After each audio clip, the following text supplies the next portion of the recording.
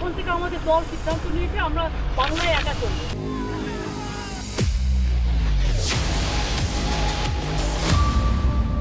अब इसे इंडिया गठबंधन के अच्छे दिन कहें या राजनीति की चालबाजी, जिस ममता बनर्जी ने कांग्रेस और वाम दलों के खिलाफ मोर्चा खोल दिया था, सीट बंटवारे पर बात न बनने के बाद अकेले चुनाव लड़ने की तैयारी कर रही थी, वो फिर से कांग्रेस हाईकमान के संपर्क में आ गई हैं।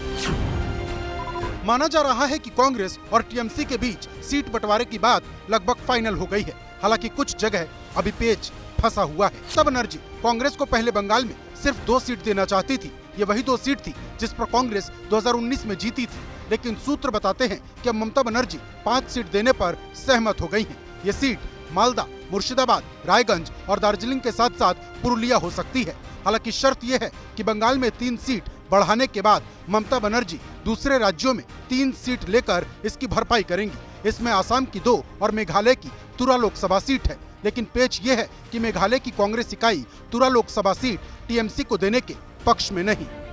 कांग्रेस ने पहले यूपी में समाजवादी पार्टी के साथ सीट बंटवारे का क्लेश खत्म किया, फिर आम आदमी पार्टी से कुछ अहम सीटें लेकर उसके लिए कुछ अहम सीटें छोड़ी और अब माना जा रहा है कि पश्चिम बंगाल में भी नरमी बरतते हुए बात बन जाएगी।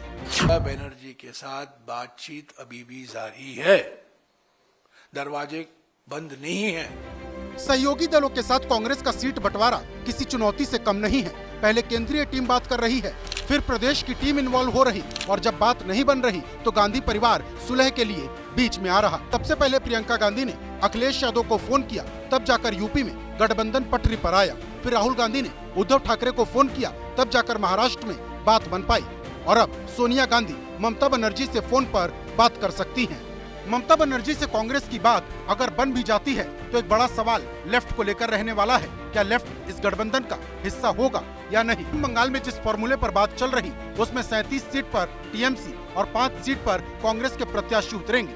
यानी ममता बनर्जी लेफ्ट से गठबंधन नहीं करना चाहती। इसके संकेत उन्होंने पहले भी अपने बयानों के जरिए दे दिए थे। हम लोग मीटिंग में जाते हैं, हम देखते हैं सीपीएम मीटिंग को कंट्रोल करते हैं।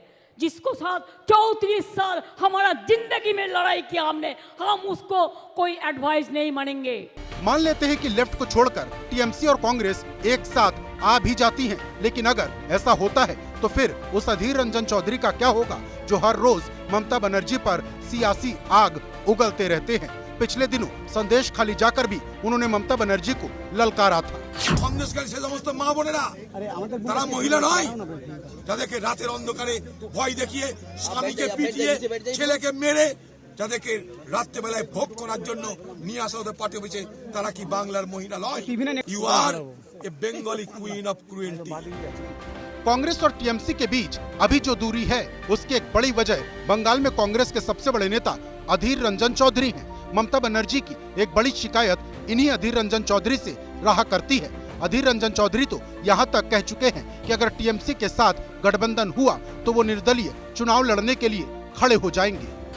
ममता बनर्जी की दया से हम लोग नहीं चुनाव लड़ेंगे। जो 2 सीटें हमारा कब्जे में है वो बीजेपी पार्टी और ममता बनर्जी को हरा के हम लोग कब्जे में लाए हैं।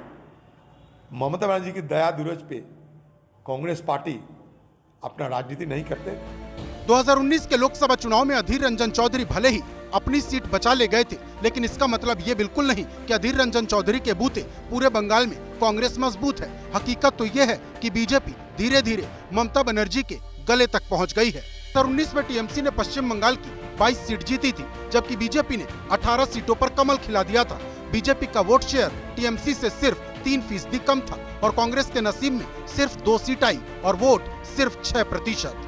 यानी मोदी के नाम पर पश्चिम बंगाल में खूब वोट पड़ रहे हैं। अब ममता की भी मजबूरी है कि मोदी लहर को पश्चिम बंगाल में रोका जाए और रास्ता यही है कि कुछ शर्तों के साथ कांग्रेस से गठबंधन किया जाए। वैसे भी पीएम मोदी एक बार फिर बंगाल के लिए रवाना होने वाले हैं। 1 और 2 मार्च को पश्चिम बंगाल में पीएम मोदी का कार्यक्रम है। 1 मार्च को आराम बाग में पीएम मोदी की जनसभा है, जबकि 2 मार्च को कृष्णा नगर में जनसभा को संबोधित करेंगे। खास बात यह है कि इन दोनों लोकसभा सीटों पर 2019 में टीएमसी जीती थी। पीएम मोदी ऐसे वक्त में पश्चिम बंगाल जाने वाले हैं जब राज्य में संदेश खाली के मुद्दे पर सियासी संग्राम तेज है।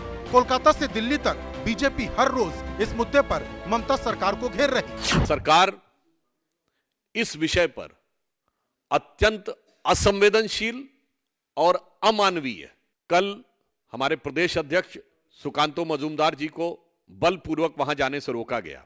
शाहजहां शेख, जो कि तृणमूल कांग्रेस का एक महत्वपूर्ण व्यक्ति है, वो अभी तक गायब है। पश्चिम बंगाल का सियासी माहौल गर्म है। बीजेपी के हाथ एक ऐसा मुद्दा लग गया है जिसे वो चुनाव में भुनाने की पूरी कोशिश करेगी। और अब पीएम मोदी जब बंगाल पहुंचेंगे तो इस मुद्दे को और धार मिल जाएगी।